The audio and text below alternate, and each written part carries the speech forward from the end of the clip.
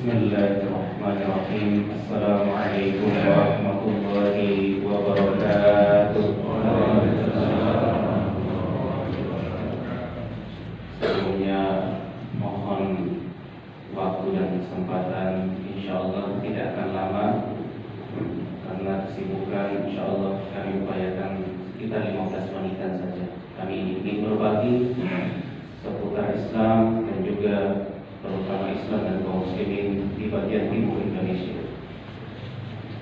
Alhamdulillah wa syukurillah wassalatu wassalamu ala rasulillah wa ala alihi wa sahbihi wa mawala. La hawla wa la quwwata illa billah.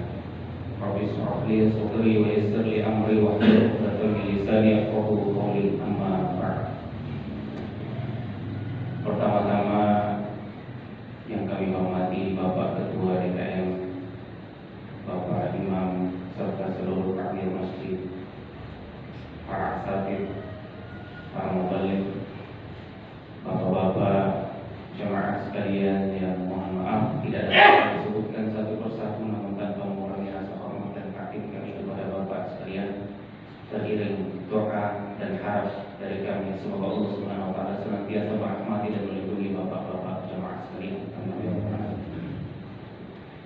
Alhamdulillah, walhamdulillah, tsumma alhamdulillah. Puji, syukur, sembah, sujud, tunduk dan patuh kita semata-mata hanya kepada Allah Jalla Jalaluhu.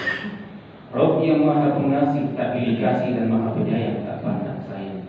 Di mana kita selaku hambanya kadang kita taat, kadang kita maksiat, tetapi Allah tiada henti memberikan nikmat dan karunia tertinggi kepada kita. Baik itu nikmat iman, nikmat Islam, nikmat waktu dan kesempatan, nikmat sehat dan afiat, serta tentu masih banyak lagi nikmat yang Allah berikan kepada kita, namun karena fitrah kita sebagai manusia itu lemah, terbatas, serba kekurangan, sehingga tidak mampu kita menghitung seluruh nikmat yang Allah berikan kepada kita. Jangankan seluruh akumulasi sejak kita lahir sampai detik ini, bapak-bapak dan sekalian, kita hitung satu saja pada subuh hari ini berapa banyak jantung kita sudah berdetak atas izin Allah, tidak kita mampu untuk itu. Bahkan di saat kita tidur semalam, jantung kita tidak ikut tidur, Pak. Masya Allah, kita bayangkan kalau semua yang ada di dalam tubuh kita ini Allah berikan harus dengan kendali kita. Kalau kita tidur, mata kita ikut tidur masih tidak masalah. Tangan kita ikut istirahat, kaki kita istirahat tidak masalah. Tapi kalau kita tidur, paru-paru kita ikut istirahat, Masya Allah, tidak ada kita pada subuh hari ini. Kalau kita tidur, jantung kita ikut tidur, kita pun tidak ada di subuh hari ini. Tapi Masya Allah, kita tidur, Allah masih menggerakkan jantung kita. Kita tidur, Allah masih membersihkan paru-paru kita, hidup kita masih bernapas. Artinya apa? Tidak semua yang ada di dalam diri kita atas kendali kita. Manusia bisa tidur, Allah tidak tidur. Manusia istirahat, Sang Maha Pengatur tidak istirahat. Inilah maha kasih dan sayang Allah. Dan kelak nanti di yaumul hisab, seluruh nikmat yang Allah berikan kepada kita semuanya akan dimintai pertanggungjawaban di hadapan Allah. Maka menjadi kewajiban bagi kita selaku hambanya yang beriman untuk senantiasa bersyukur kepada Allah dalam bentuk melaksanakan tujuan dari diciptakannya kita sebagai manusia, yakni wa ma khalaqatul jinna wal insa illa liya'budun. Tidaklah Allah ciptakan jin termasuk kita manusia saat ini melainkan untuk satu tujuan. Hakikatnya adalah untuk satu, yaitu sujud, tunduk, patuh, beribadah, menyembah hanya kepada Allah Subhanahu wa taala. Dan inilah sebagaimana kaum muslimin ketika menaklukkan Persia pada saat itu, panglimanya berkhutbah di hadapan orang-orang Persia. Ji'tukum yuhawwirukum min ibadatil ibad ila ibadati rabbil ibad. Kami datang kepada kalian untuk membebaskan kalian dari penghambaan kalian kepada makhluk menuju kepada satu-satunya yang berhak disembah, yakni Allah Subhanahu wa taala. Dan Allah berfirman di dalam Al-Qur'an, a'udzubillahi minasyaitonir rajim, ya ayyuhan nas u'budu rabbakum alladzi khalaqakum walladzina min qablikum la'allakum tattaqun. Kata Allah, wahai seluruh manusia, tidak disampaikan ya ayyuhalladzina amanu, hai orang-orang beriman. Dikatakan ya ayyuhan nas, wahai seluruh manusia, sembahlah, ibadahlah kepada Rabb yang menciptakan kalian dan orang-orang sebelum kalian agar kalian bertakwa. Maka keberadaan manusia di muka bumi ini adalah untuk beribadah kepada Allah supaya bisa meraih derajat takwa. Artinya apa? Seluruh perintah Allah harus kita kerjakan dan seluruh larangan Allah harus kita tinggalkan. Itulah sebenarnya. Maka ibadah itu ketika kita pergi ke kantor harus sesuai dengan aturan Islam. Ketika kita ke pasar berjual beli harus sesuai dengan aturan Islam. Ketika kita ke masjid harus sesuai dengan aturan Islam. Itulah yang dimaksud dengan mengerjakan seluruh perintah Allah sesuai dengan syariat Allah dan ikhlas karena Allah dan meninggalkan seluruh larangan. Bapak Ibu yang dimuliakan oleh Allah, diri jemaah sekalian, salawat dan salam juga semoga senantiasa tercurahkan kepada junjungan kita, uswah wa qudwatuna panutan kaum muslimin, imamul muttaqin, baginda Nabi besar Sayyidina Muhammad sallallahu alaihi wasallam.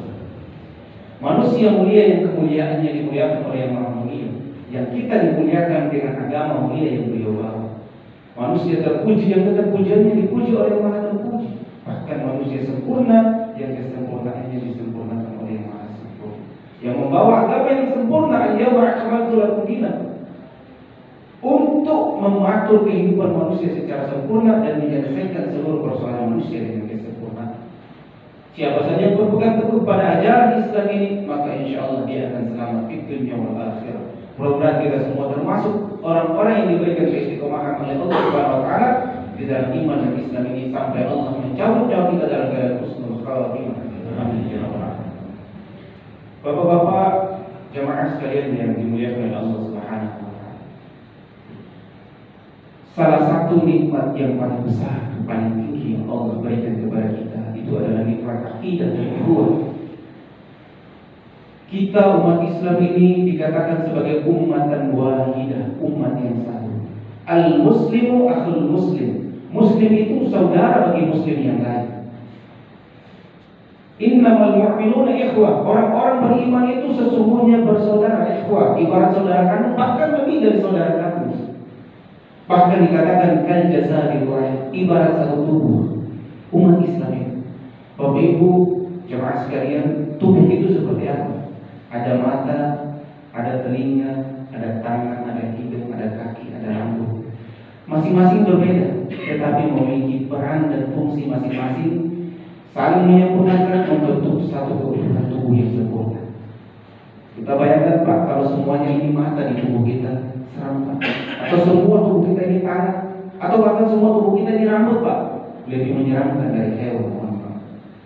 Tapi Masya Allah, Allah menciptakan kita dengan kesempurnaan, dengan organ-organ tubuh yang berbeda-beda dan memiliki peranan dan fungsi masing-masing. Itulah umat Islam Pak. Ada sedikit-sedikit perbedaan, tetap kita saudara. Sebenarnya gambaran umat Islam, persaudaraan umat Islam, ukhuwah Islamiyah yang luar biasa itu ada di masjid Pak. Tidak pandang dia orang Arab, dia orang Afrika, dia Jawa, dia Papua, dia Sumatera, dia Maluku, dia Timur Tengah, dia Eropa. Ketika semua sudah masuk di sini, tidak lagi ditanya apakah kamu biru, apakah kamu hijau, apakah kamu putih. Tidak. Semua masuk ke masjid, jadilah satu jamaah sholat, jamaah umat Islam dipimpin oleh seorang imam. Imamnya rukuk, semuanya rukuk, imam sujud, semua sujud. Lebih dari lagi jamaah haji Pak. Bahkan semuanya dengan pakaian yang sama, pakaian ihram putih semua. Tidak lihat lagi mana si kaya, mana si miskin, mana si bangsawan, mana manusia biasa. Semuanya sama, umat Islam bersatu. Masya Allah, inilah keindahan ukhuwah Islamiyah sebenarnya. Tidak ada lagi yang beda. Semuanya sama, bahkan pakaiannya pun sama. Yang membedakan apa? Inna akramakum indallahi atqakum. Takwa saja yang kemudian akan membedakan mereka di sisi Allah. Tapi di hadapan semuanya sama. Inilah persaudaraan umat Islam. Kalau umat Islam ini kuat, bersatu, maka dia akan kuat. Sebagaimana pesan Jenderal Sudirman. Kalian hanya akan menang jika kalian kuat. Kalian hanya akan kuat jika kalian bersatu. Dan kalian hanya akan bisa bersatu jika kalian hidupkan semangat silaturahmi. Bapak Ibu jamaah sekalian yang dimuliakan oleh Allah Subhanahu wa taala. Singkat saja, karena ini tentang akidah dan ukhuwah Islam, maka kami sedikit cerita tentang Islam dan kaum muslimin yang ada di Indonesia Timur. Bapak jamaah sekalian yang dimuliakan Allah, ya akhirul wasallatu. Kami beberapa hari ini sudah safari di Tangerang, Depok, termasuk di Bogor beberapa masjid. Alhamdulillah kami lihat wudhu air itu bersih, lancar, kipas bahkan AC, Masya Allah. Bapak Ibu jemaah sekalian, kita ini ibarat satu tubuh Pak, umat Islam. Kalau ada yang merasa sakit, yang lain pun akan ikut merasakan sakit. Alhamdulillah dengan kita diberikan kelebihan oleh Allah SWT di bagian barat sini, kita pun harus memperhatikan saudara-saudara kita yang ada di timur. Bagaimana kondisi yang ada di timur, Pak? Kalau Bapak pergi di timur itu, terutama Maluku, Pak. Saya ini orang Maluku, bahkan khususnya Kei. Kalau Bapak pernah dengar nama Ambon atau Maluku atau Kei, kan kadang-kadang sudah identik dengan nama-nama tertentu. Bahkan sebagian orang yang tidak tahu kalau di sana ada Muslim, Pak. Dari mana? Dari Maluku. Oh, Maluku itu ada Muslim juga ya. Dari mana? Dari Ambon. Lebih tepatnya Kei. Oh, di sana ada Muslim juga, Masya Allah. Bapak coba buka internet di Wikipedia tahun 2021, Muslim Maluku itu 52%, Pak. Faktanya sebenarnya lebih dari 60% Muslim di Maluku. Apalagi orang Jawa, orang Sumatera, orang Bugis, Sulawesi itu banyak yang sana. Di Ambon juga kalau di panduannya cuma internet saja itu sudah lebih dari 50% Muslim. Ambon. Di Kei bagaimana?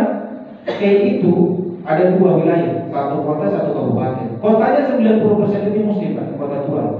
Kabupaten Maluku Tenggara itu dibagi 3, Islam, Katolik, Protestan. Jadi Islam sekitar 35-40%, setelah itu Katolik, habis itu Protestan. Ya beda-beda tipis lah. Tapi faktanya hampir semua kepala daerah di Maluku Muslim, Pak. Gubernur Maluku Muslim, bahkan gubernur sebelumnya Habib, Pak, Asy'ari. Sekarang mantan komandan Brimob, Murad Ismail. Wali kota bupati rata-rata Muslim di Serang, di Buru, di Kei. Bahkan Kei itu wali kotanya Islam, bupatinya Islam. Tapi kok kayaknya Islam itu kurang identik dengan Maluku. Ya. Kalau kita Maluku, Ambon, Kei itu kok kayaknya tidak ada Islam. Berarti kan ada masalah. Padahal Islam banyak di sana. Mari kita lihat beberapa persoalan yang ada di sana. Pak, Bapak kalau jalan itu pulau-pulau rata-rata. Beda kabupaten beda pulau, beda kecamatan beda pulau, beda desa beda pulau. Itu laut semua, Pak, nggak kayak Jawa yang semuanya darat. Kadang bisa lewat perahu, kadang perahu tidak bisa harus speed yang agak besar tertutup. Kadang speed tidak bisa harus kapal feri. Bahkan kadang feri tidak berani lewat harus kapal besar. Itu tantangan di Maluku. Bapak kalau ke beberapa pulau itu mengandalkan air, tidak ada air bersih, Pak, karena rata-rata pulau di bawah turun keluar air asin. Jadi air yang diandalkan itu air hujan, Pak. Ditanda pakai daun seng kadang karatan, airnya pakai plus dengan karatan daun seng. Airnya karena teknologinya kurang maka agak kekuning-kuningan. Itu sudah air satu untuk semua, pakai SCD satu untuk semua. Yang mandi pakai air itu, ya masak pakai air itu, semuanya pakai air. Bahkan beberapa pesantren juga sama, Pak, pakai air hujan pondok pesantren. Bahkan kalau ada videonya tuh, Pak. Kalau Bapak pernah dengar peristiwa 98 kerusuhan, beberapa pesantren berdiri karena pasca kerusuhan untuk membela kaum muslimin. Sejak saat itu sampai dengan saat ini, Al-Quran tidak ada di pesantren. Ada yang punya Al-Quran tapi Al-Quran lama. Bahkan ada yang Al-Quran belum ada sama sekali.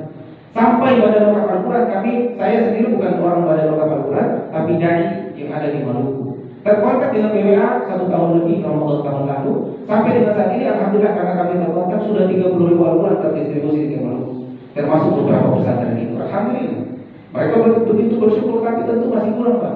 Insya Allah rencananya akhir tahun ini November akan distribusi lagi 20.000 Al-Quran, baik mushaf maupun terjemahan. Dan tahun depan rencananya 100.000 sampai 200.000 Al-Quran.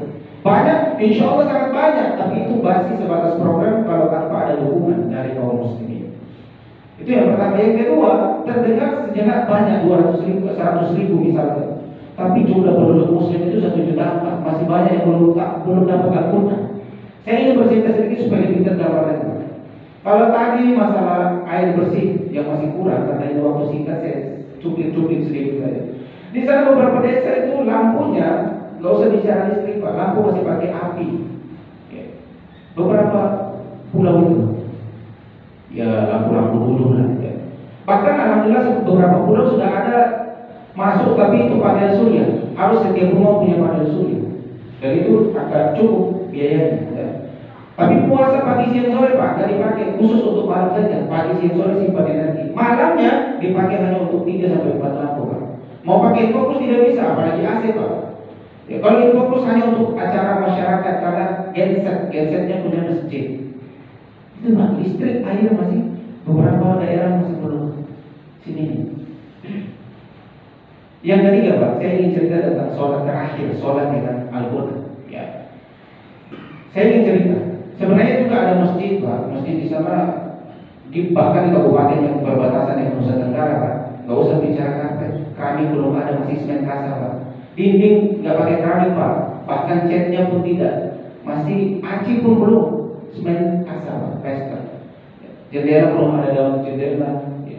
Masih pakai trali, ada yang pakai daun seng-sengan. Ya. Masya Allah di sana, di beberapa desa seperti itu. Bahkan Pak, karena yang terkait dengan masjid, ini cerita langsung dari imam masjid. Bahkan kami juga saksikan juga terkait dengan sholat. Di sini alhamdulillah sholat 5 waktu aman Pak, lancar ya Pak. Insya Allah tidak ada kendala. Sholat Jumat juga lancar.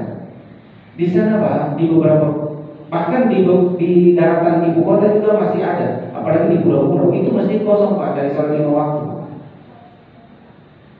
Bagaimana ceritanya? Rata-rata nelayan, petani pergi melaut Pak. Bukan hanya jemaahnya, imamnya juga pergi untuk melaut Pak.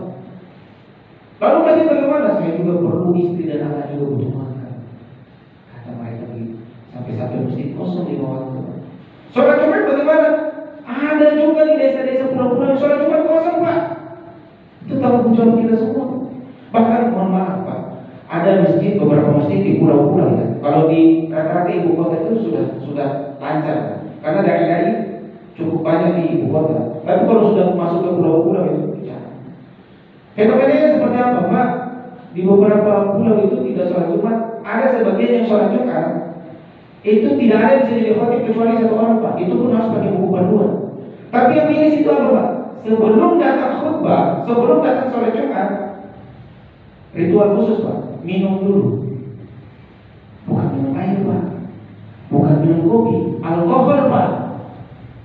Astagfirullahaladzim, ini sangat miris Pak. Dan yang cerita di imam, kami langsung ke sana ibu kota, kami karena belum sampai menjangkau di pedalaman, kami tanya, Pak bagaimana tuh realitas itu? Betul Ustaz, bukan hanya itu Pak. 5 tahun yang akan datang, kata para dai dan tokoh-tokoh muslim di ibu kota.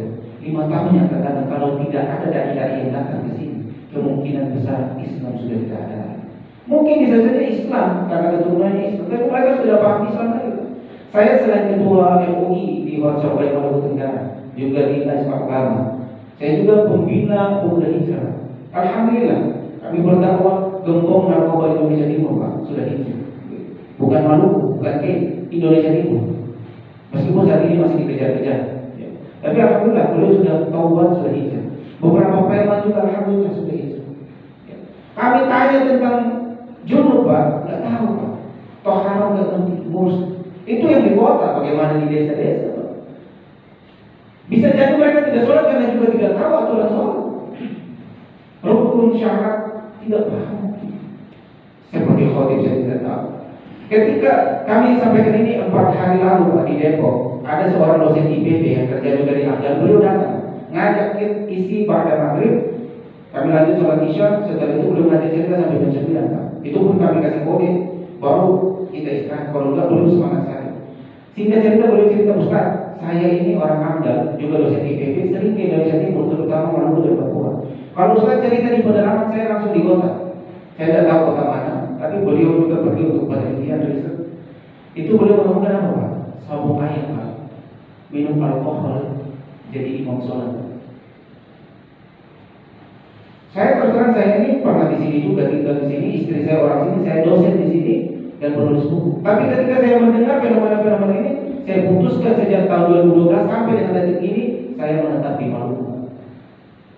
Untuk apa yang saya mampu, saya berusaha berdakwah di sana. Diminta untuk ini, diminta untuk itu. Tapi namanya kekuatan kita terbatas Pak. Majelis Taklim minta mengisi ulang-ulang, kami tidak sanggup Pak. Karena majelis Taklim masih banyak, masjid masih banyak, tidak mampu kami Pak. Apalagi sampai ke pedalaman. Kami minta kalau dari sini pergi paling 1 sampai 1 minggu Pak. Kami pernah minta dari pesantren dari Jawa maupun Sulawesi pergi bertahan 1 sampai 2 bulan saja Pak. Maka tahun depan rencananya mohon doanya Pak, kami ingin setiap dari kabupaten kota itu mengirim 1 sampai 5 orang datang ke sini mondok, lalu kemudian kembali bertambah di daerah masing-masing. Karena ini fenomena miris sekali Pak, masih banyak orang-orang yang belum paham tentang Islam. Dan ini tanggung jawab kita bersama Pak. Kalau Bapak di sini ada lembaga dakwah, silakan tolong minta ke sana. Kalau belum punya, ya Bapak juga bisa menginfakkan dalam bentuk yang lain, harta, misalnya pikiran dan lain sebagainya. Karena Allah SWT berfirman, "A'udzu billahi minasyaitonir rajim." Innallaha ashtara minal mu'minina anfusahum wa amwalahum bi anna lahumul jannah. Sesungguhnya Allah telah membeli dari orang-orang beriman itu diri mereka. Kami bertakwa dengan diri kami dan harta mereka bi amwali. Bi anna lahumul jannah, untuk dibayar dengan surga Allah Subhanahu wa taala. Maka Bapak Ibu yang dimuliakan oleh Allah, para jemaah sekalian, kehadiran pada waktu Al-Quran ini alhamdulillah kami sangat bersyukur. Ya, dengan adanya pada waktu Al-Quran, alhamdulillah cahaya bisa sampai di Maluku. Cahaya itu apa? Al-Quran. Al-Quran ada di daerah itu, baru cahaya ada. Al-Quran ada di rumah, baru rumah itu bercahaya. Maka di dalam PWA ini alhamdulillah terdistribusi Al-Quran ke sana dan juga pelatihan baca Al-Quran. Ya korelasi Pak, kalau Al-Quran jarang di sana, banyak yang tidak bisa baca Al-Quran. Maka tentu perlu Al-Quran sampai di sana, sekaligus ada metode-metode pelatihan cepat baca Al-Quran. Di PWA ada 2 jam bisa baca Al-Quran. Yang tidak tahu huruf sama sekali 2 jam bisa langsung baca. Setelah itu dilanjut dengan tahsin. Cepat saja insya Allah tahsinnya bisa langsung baca. Sebagai penutup Bapak Ibu sekalian para jamaah, kami ingin sedikit saja menceritakan tentang pagi yang mudah-mudahan 1 sampai 3 menit. Kami merasakan betul mukjizat Al-Quran dan karomah yang kami dapatkan ketika pendistribusian Al-Quran. Al-Quran itu dibawa oleh malaikat Jibril menjadi malaikat terbaik. Diturunkan kepada Nabi Muhammad SAW, beliau menjadi nabi dan rasul terbaik. Diturunkan kepada umat Islam, kata Allah, kuntum khaira ummatin ukhrijat linnas. Kalian itu umat Islam, umat terbaik di antara seluruh manusia. Meskipun saat ini kata Al-Quran Islam tidak sampai di sana, ya beberapa kaum muslimin yang kebetulan keturunan sekarang kondisinya terburuk. Diturunkan di Makkah Al-Mukarramah dan Madinah Al-Munawwarah. 2 itu menjadi kota terbaik di muka bumi, bahkan Dajjal nanti kelak tidak akan mampu masuk di situ. Diturunkan di Ramadan menjadi bulan terbaik. Di malam Lailatul Qadar, malam itu menjadi malam terbaik, bahkan lebih baik dari 1000 bulan. Itulah Al-Quran. Dia turun kemana saja, siapa saja berkaitan dengan siapa saja akan menjadi yang terbaik. Bahkan sabda Rasulullah SAW, khairukum man ta'allama al-Qur'an wa 'allama. Sebaik-baik di antara kalian adalah orang yang belajar dan mengajarkan Al-Quran. Hadis riwayat Imam Bukhari. Maka orang yang mengajarkan Al-Quran dari mushaf yang Bapak Ibu wakafkan, Masya Allah, Bapak Ibu akan mendapatkan pahala Al-Quran sekaligus keutamaan menjadi sebaik-baiknya orang.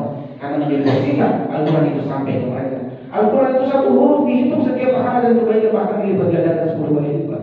Bahkan derajatnya sebagai umat yang terbaik, orang-orang yang terbaik.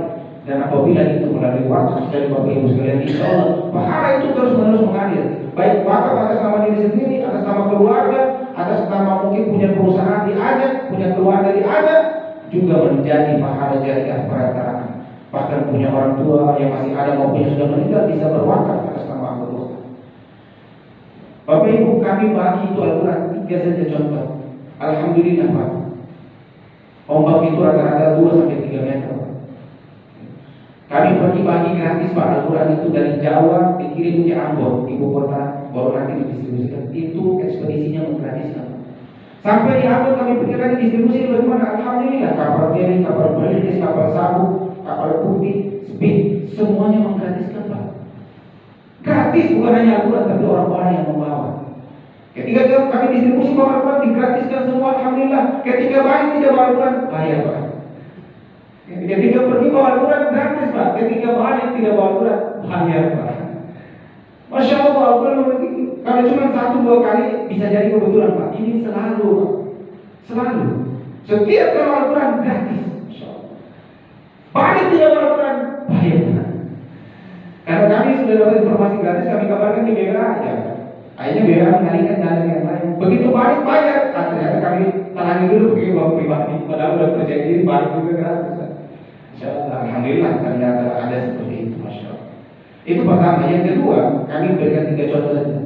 Yang kedua, ketika pergi Pak, kami harus transit namanya pulau-pulau. Misalkan dari K ke Serang bagian timur harus transit bisa sampai 2 kali Pak.